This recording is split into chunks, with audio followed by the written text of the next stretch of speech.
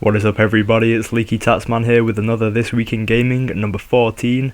I apologise for the fact that there was no wishlist video this week, but I have had a lot of uni work on my plate, and I mean a lot. Anywho, let's get down to the business. Okay, I don't want to keep pummeling you guys with Xbox 720 stuff, but we're going down that road again. I apologise. The Microsoft French marketing director has said that there will definitely be no 720 in 2012. Whether this means an announcement in 2012 or not, he didn't say. The wording was kind of vague and nondescript, and websites have perceived it in different ways, but you can assume that there will be no launch this year. I think that's more or less a given. Whether there'll be an announcement this year or not, who knows. But then again, if you're French marketing director, do you really know that much about secret projects? Possibly, but I'm sure he's not highest up on the ladder at Microsoft. A new game coming to Xbox Live and PlayStation Network. Well, actually, a remake of an old game. Rayman 3 Hoodlum Havoc HD is coming out on March the 21st. So a remake of the third Rayman. It's a 3D one, I believe, and basically an opportunity for those of you that have missed the game to pick it up and try it out. There was no price given, but one would assume it would be 1200 points given the pricing structure of similar type games and the fact that Ubisoft re-released Beyond Good and Evil for that price, and they're the same company, so I'd hazard a guess that that would be the price point.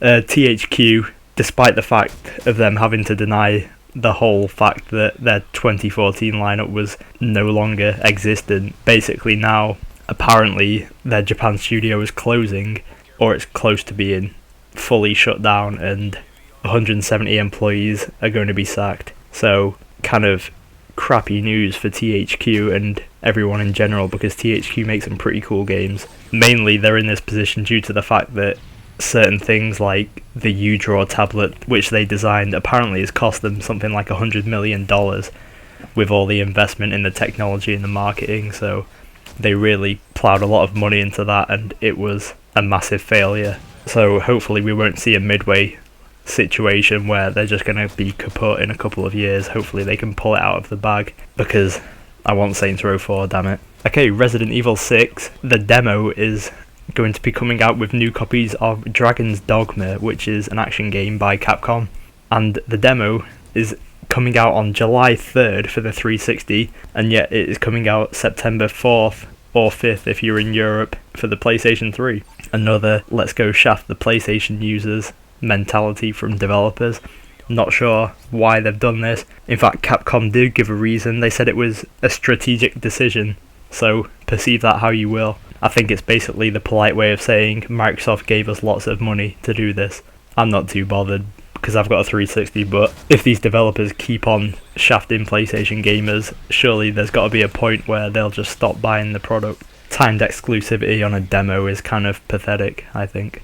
Anyway, enough of that. Okay, according to a Norwegian gaming magazine, Halo 4 is meant to be getting a lot of new information released on February the 29th, where Microsoft are having this event called their Spring Showcase. I'd say it's not necessarily reliable, but believable, because Halo 4 is coming out this year, definitely, and we know next to nothing about it, so I'm sure they'll want to jump the gun on E3 and actually get some news out before that. So I'd say pencil that in your calendar. If nothing else, if Microsoft are doing a big event, I'm sure they'll have some cool stuff to show there anyway, besides Halo 4. And a couple of minor little things. The original Everquest is going free to play for its 13th anniversary. Strange to think that an MMO is still going for that long, but Everquest was the big Mac Daddy that really saw MMOs flourish, and now you can try it for free if you're so pleased. Everquest 2 is actually already free to play, so you could play that as well. Basically you're getting a vanilla version of the game that lets you level up to a certain level and use a small array of items. I'm sure if you were that interested you'd have picked it up by now, but anyone that's vaguely interested and hasn't, that's some cool news for you guys. And even though it's not out yet, BioWare are telling us to hang on to your Mass Effect 3 saves. Whether this hints at a Mass Effect 4 or not is up in the air. Most likely it's for the DLC more than anything. Or it could just be BioWare's cheeky way of saying, don't go and trade in the game, because we want to keep you hanging by a thread.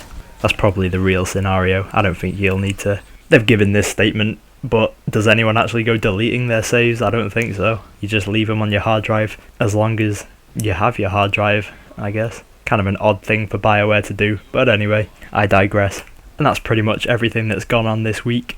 Not a whole deal, I have to admit.